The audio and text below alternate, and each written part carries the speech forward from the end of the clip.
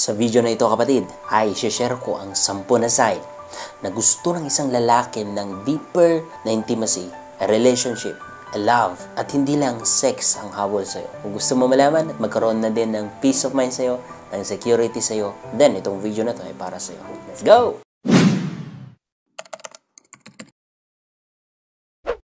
When you're having sex without love, mga kapatid, empty ito. Yung binubusog lang dito is that yung lust or yung gusto ng laman. Pero after ng sex nyo, sa totoo lang, empty. Walang kasiguraduhan, walang peace of mind, laging may duda, may tormentation sa'yo. That is why, mga kapatid, although isi-share ko sa inyo itong sign, but I encourage you na magplano na magpakasal.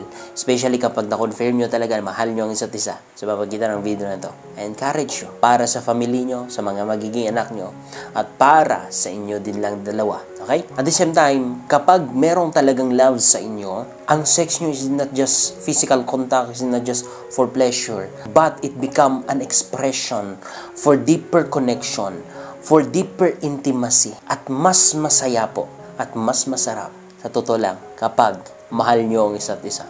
So, proceed na po tayo sa number 1 na sign na love ang habol nyo sa'yo at hindi lang sex. Is that, sinasabihan ka ng I love you right after ng loving nyo. Nag-I love you yan. Kasi ganito, kapag hindi ka mahal ng isang lalaki at kalibugan niya lang yung na-activate, after niyang malabasan, maniwala ka sa hindi, mawawalan niya ng gana agad-agad, at tatalikuran ka agad, at hindi mo na mararamdaman yung sweetness niya, yung kabaitan niya, yung love niya sa'yo.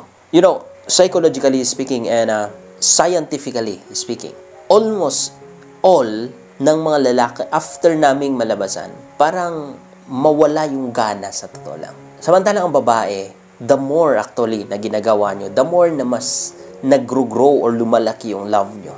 Kaya nga, pagdating sa relasyon na hindi committed, ang mostly na na-fall in love ay babae. Especially kapag may nangyayari na sex. Babae ang palaging naluloko. Because the more na may nangyayari ng sexual, the more na mas naitatali kayo or the more na mas nahuhulog kayo sa lalaki.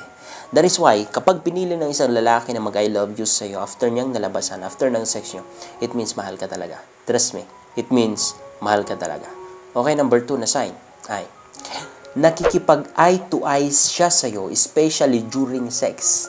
Kaya niyang makipag-eye to eyes sa'yo at mababasa mo sa kanyang mata na talagang mahal ka. And mararamdaman mo sa puso mo, may sense of security, comfort, and peace na mararamdaman mo kung mahal ka.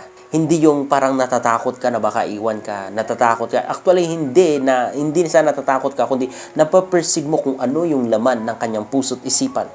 Whenever na nakipag-eye to eye ka sa kanya, especially during sex, mararamdaman mo, masasagot mo dyan kung talagang mahal ko hindi. May deeper na nagsasabi sa puso mo.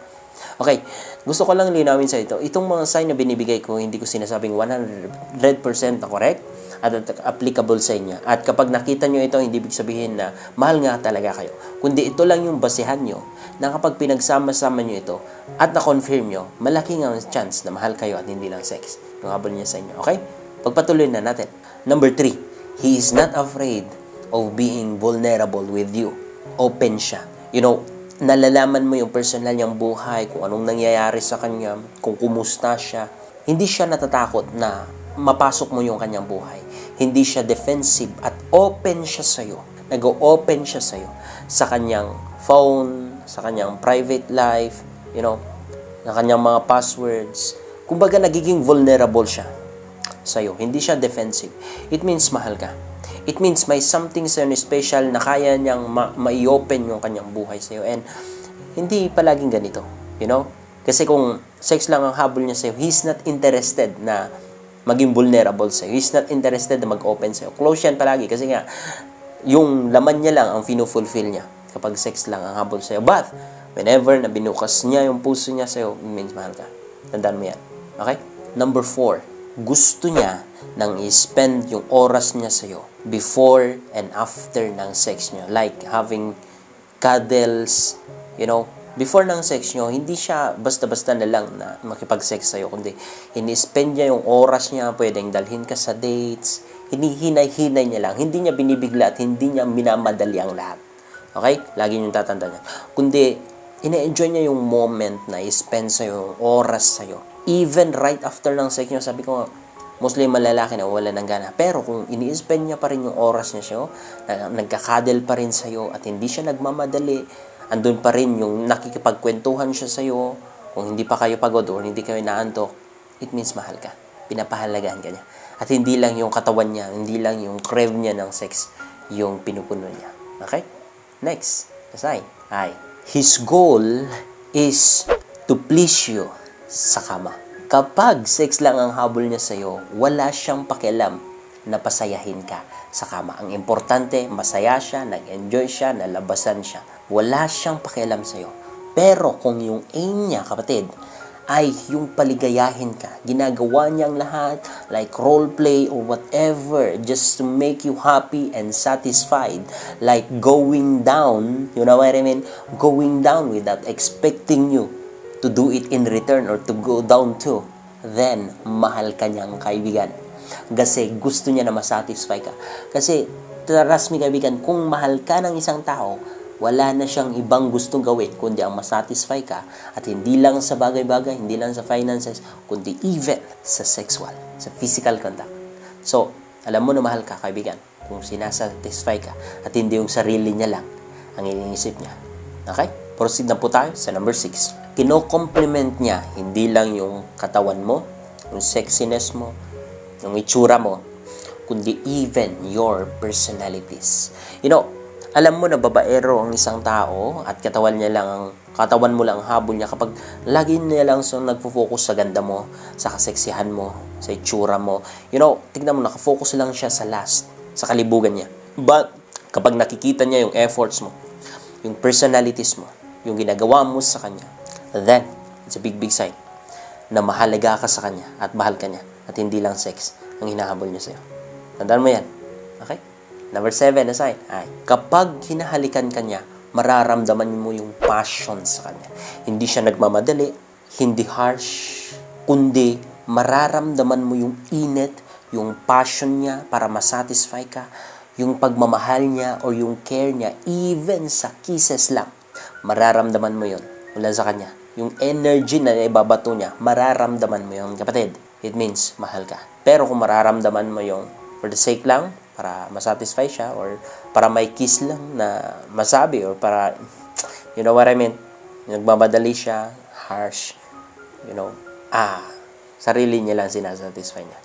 It's a big red flag, kaibigan. Okay? Number 8 na sign ay, he's more on slow sex.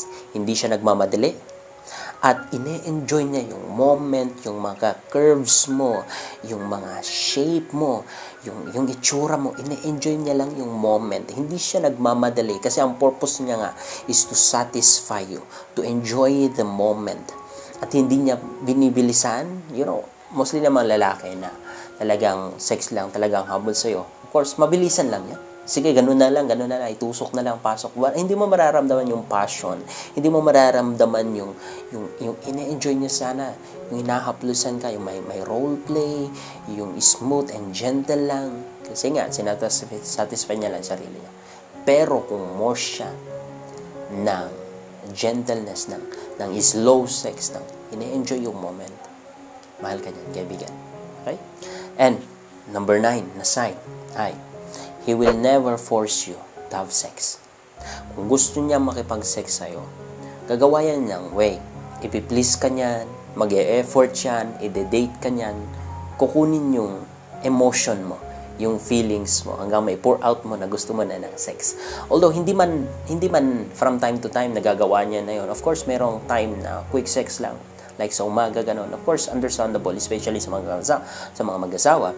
But ang point natin dito, kapag palaging gano'n na lang, na parang mabilisan ng lahat at pinipilit ka ng sex, nagagalit siya, or minamanipulate ka, or binablackmail ka, or tinatakot ka kapag ayaw mo ng sex, it means he doesn't love you. Pero, kung hindi ka niya pinipilit, at dinadaan niya ng mabuting pakipag-usap sa iyo, ng pleasing, or, dinidates ka, para makuha, or, may set up yung isip at puso mo before ng sex, it means mahal ka niyan. Okay? And last but not the least na sign na talagang mahal ka, at ito talaga ang sign na mahal ka at hindi lang sex ang kanyang habol, hindi lang yung satisfy yung katawan niya ang kanyang habol, is that it's not about sex palagi. It's about having a family. It's about having a kids. Kapag pinupush ka niya na magkaroon ng anak, malaki yung chance na mahal ka. Kapag pinupush niya ng marriage, malaki yung chance na mahal ka. Kapag pinapakilala ka sa kanyang family at hindi ka naka-private, malaki yung chance na mahal ka. He's becoming like a father na, yung responsibility nag-grow sa kanya, and naririnig mo mula sa kanyang bunganga ang magkaroon ng family, gusto niya ng anak, gusto niya ng house, gusto niya ng cars para sa inyo, then it's a big sign. It's a green flag na talaga mahal ka at na-in-love na siya sa'yo at hindi lang sex ang habol, katawan ang habol sa'yo. So, kapag napanood nyo to at 8 out of 10, ganon, 9 out of 10, good for it. Nakita mo to sa kanya, it's a big sign na talagang mahal na mahal ka. And kailangan mo pahalagan yan. Ang may advice ko lang mga kaibigan is that please, plan for wedding or, mag-isang dibdib na, magpakasal. Pray for it. Ask the Lord that He will grant His blessing, He will give His blessing and resources para meron kayong gamitin para magpakasal na. Because that is the right thing to do, kapatid. So, that's it for today's video. I hope na pag-share nyo to and I hope na nakatulong ito. Please like, comment, para mabasa ni algorithm at mas lalo niya pang i-send out itong video natin. God bless you po. Salamat.